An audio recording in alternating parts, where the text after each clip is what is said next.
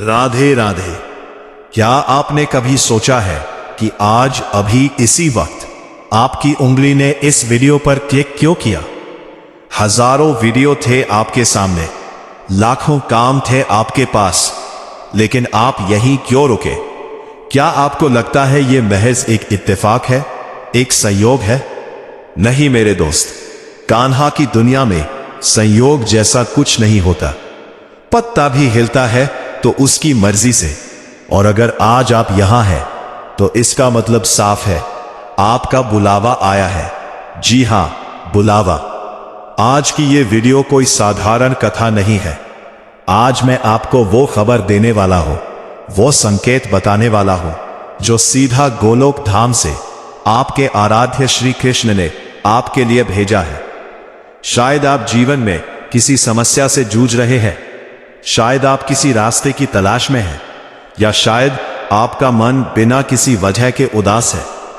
तो सावधान हो जाइए और सब काम छोड़ दीजिए, क्योंकि अगले कुछ मिनटों में जो आप सुनने वाले हैं वो आपके जीवन की दिशा बदल सकता है। ये बड़ी खबर आपके लिए ही है। क्या पता जिस जवाब का इंतजार आप बरसों से कर रहे थे वो आज इस वीडियो के जरिए कान्हा आप तक पहुंचा रहे हो। मेरे साथ अंत तक बने रहिएगा, क्योंकि अंत में एक ऐसा चमत्कारिक संकेत मैं आपको बताऊंगा जो अगर आपके साथ हो रहा है तो समझ लीजिएगा कि साक्षात बांके बिहारी ने आपका हाथ थाम लिया है। बोलो बांके बिहारी लाल की जय। मित्रों, जब हम कहते हैं कि बुलावा आया है तो इसका अर्थ क्या है? क्या इसका मतलब यह है कि आपको बैग पैक करके तुरंत ट्रेन पकड़नी है? हो सकता है, लेकिन कान्हा का असली बुलावा शरीर का नहीं, आत्मा का होता है। वृंदावन कोई भूगोल नहीं है, वृंदावन एक भाव है। जब आपका मन संसार के शोर शराबे से उचाट होने लगे, जब आपको भीड़ में भी अकेलापन महसूस हो, जब आपकी आंखों से बिना किसी दुख के आंसू बहने लगे, तो समझ लीजिए वो चित चोर आपके चित्त तो चुरा रहा है, वो आपको बुला रहा है। शास्त्र कहते हैं कि जीवात्मा जब तक सोई रहती है वो संसार में रमती है, लेकिन जिस पल माधव की कृपा दृष्टि उस पर पड़ती है उसे एक बेचैनी होने लगती है। ये बेचैनी ही वो निमंत्रण पत्र है जो ईश्वर ने भेजा है। आज की जो बड़ी खबर मैं आपको बताने वाला हूं वो ये है कि वर्तमान समय में ग्रहों की चाल और आध्यात्मिक ऊर्जा, स्पिरिचुअल एनर्जी कुछ ऐसी बन रही है कि कान्हा अपने कुछ विशेष भक्तों को चुन रहे हैं। क्या आप उनमें से एक हैं? इसे परखने के लिए हमें उन संकेतों को समझना होगा जो बहुत सूक्ष्म, सटल होते हैं। कभी कभी आपको सपने में मोर पंख दिखाई देता है, कभी अचानक कानों में मंदिर की घंटी या शंख की आवाज सुनाई देती है जबकि आसपास कोई मंदिर नहीं है, या कभी राह चलते किसी अनजान गाड़ी या दुकान पर लिखा हुआ राधे राधे दिख जाता है और आपके चेहरे पर मुस्कान आ जाती है। तो बधाई हो, आपका टिकट कट चुका है, मंजिल अब दूर नहीं है। लेकिन एक भक्त की सच्ची कहानी से इसे समझते हैं, जिसने इस बुलावे को अनदेखा किया। और फिर क्या हुआ? ये कहानी है सुमित की। सुमित आप ही की तरह, मैं ही की तरह अपनी गृहस्थी और नौकरी की उलझनों में फंसा हुआ एक आम इंसान।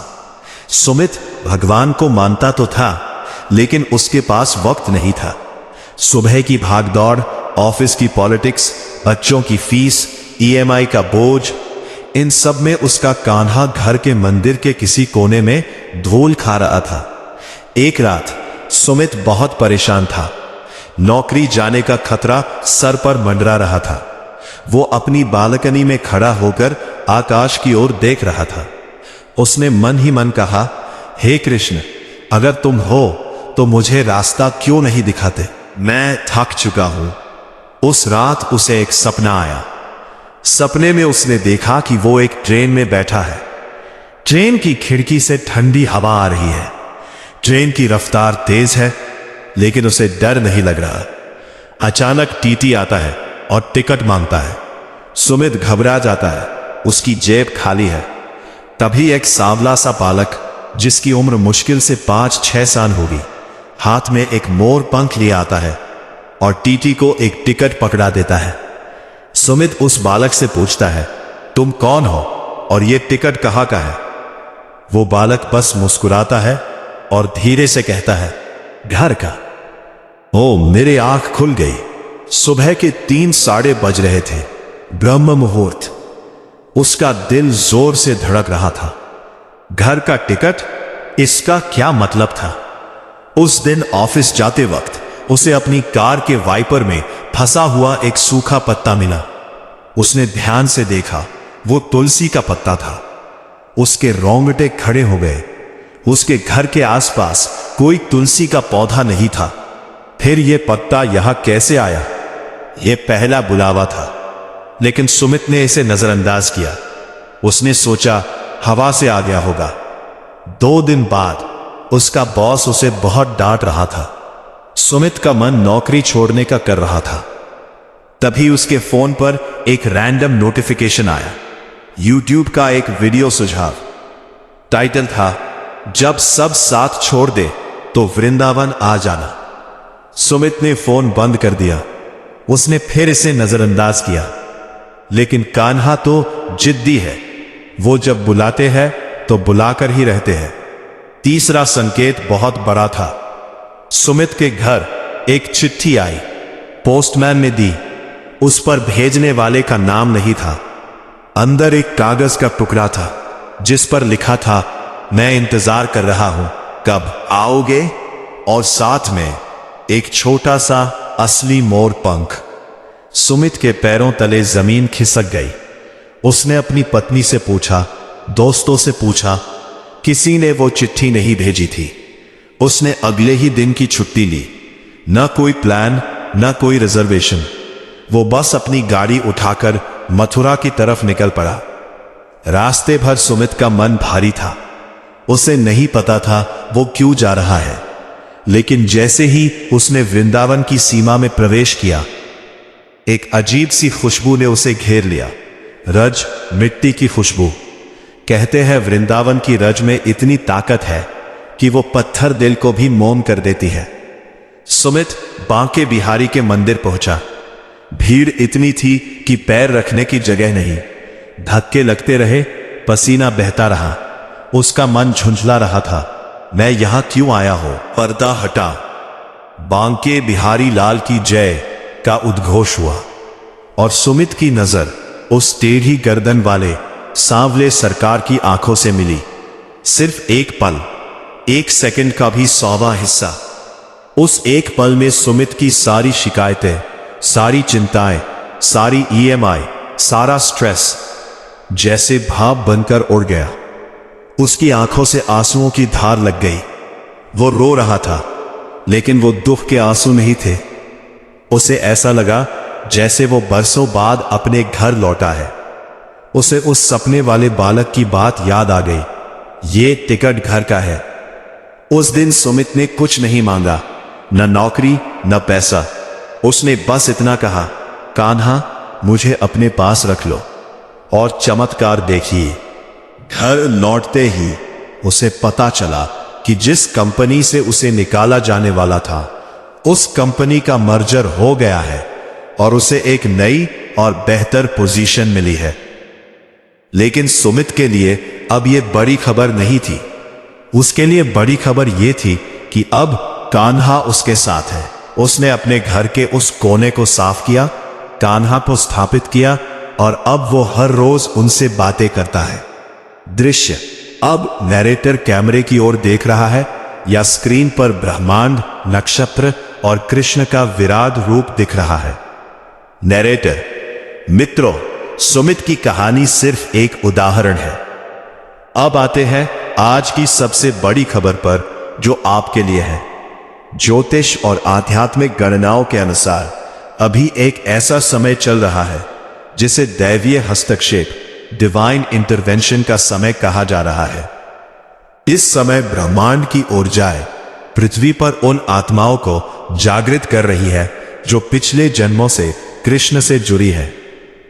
अगर आपके साथ ये 5 चीजें हो रही हैं तो समझ लीजिए आपका बुलावा आ चुका है। अचानक वैराग्य, आपको अपनी ही पसंद की चीजों में अब मजा नहीं आ रहा। पार्टी, घूमना फिरना सब फीका लग रहा है। मन एकांत चाहता है। नाम में रुचि, अचानक कहीं से हरे कृष्ण या राधे राधे सुनाई देता है तो शरीर में एक सिहरन, वाइब्रेशन होती है। भावुकता, कृष्ण भजन सुनते ही या उनकी मूर्ति देखते ही बिना कारण रोना आना। प्रकृति से जुड़ाव, आपको जानवरों, पक्षियों और पेड़ों में ईश्वर दिखने लगे हैं। आप किसी को दुख नहीं देना चाहते। तीव्र इच्छा, वृंदावन, जगन्नाथपुरी या किसी भी धाम जाने की ऐसी तड़प उठना जैसे बिन पानी की मछली। अगर इनमें से एक भी लक्षण आप में है तो खुश हो जाइए, कान्हा ने अपनी लिस्ट में शामिल कर लिया है। बड़ी खबर यह है, कान्हा आपसे कह रहे हैं, तू चिंता मत कर, तेरे जीवन की जो डोर उलझ गई है उसे सुलझाने मैं आ रहा हूं। बस तू अपनी डोर मेरे हाथ में सौंप दे। आप जिस भी समस्या से डर रहे हैं उसका समाधान निकल चुका है। बस आपको विश्वास की एक छलांग लगानी है। तो अब आपको क्या करना है? सब काम छोड़ने का मतलब यह नहीं कि आप नौकरी छोड़ दें। इसका मतलब है चिंता छोड़ दें। छोड़ दें, यह सोचना छोड़ दें कि मैं क्या करूंगा। बस ये सोचिए कि मेरा कान्हा जो करेगा वो श्रेष्ठ होगा। आज, अभी, इसी वक्त अपनी आंखें बंद करें। यहां 5 सेकंड का सन्नाटा रखें और मन ही मन उस सांवले सलोने से कहे, हे गोविंद, ये जीवन अब तेरा है।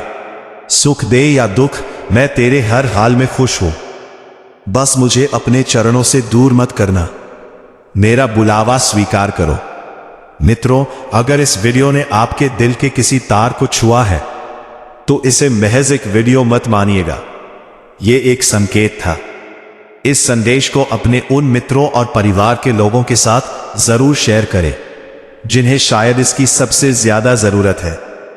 क्या पता आप किसी और के लिए कान्हा के डाकिया पोस्टमैन बन जाए। कमेंट बॉक्स में अपनी हाजिरी जरूर लगाएं। लिखे, हे गोविंद, मैं तैयार हूं, या जय श्री राधे। देखते हैं कितने भक्त आज कान्हा का बुलावा स्वीकार करते हैं। जुड़े रहिए हमारे साथ, क्योंकि भक्ति का यह सफर अभी शुरू हुआ है। फिर मिलेंगे एक और दिव्य संदेश के साथ। तब तक के लिए प्रेम से बोलिए, राधे राधे।